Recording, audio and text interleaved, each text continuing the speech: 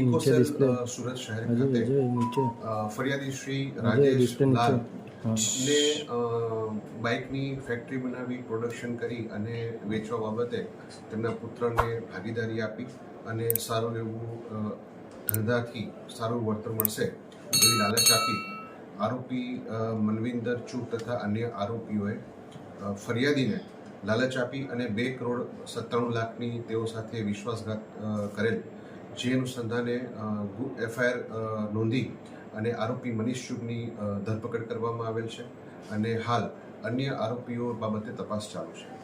કોની સંડોવણી હતી અને એની એમઓ શું હતી આખી?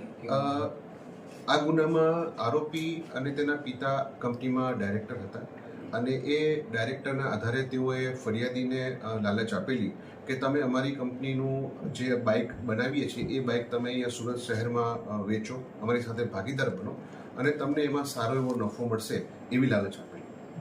સર, જે આરોપી છે અને ફરિયાદી છે કઈ રીતે સંપર્કમાં આવ્યા હતા?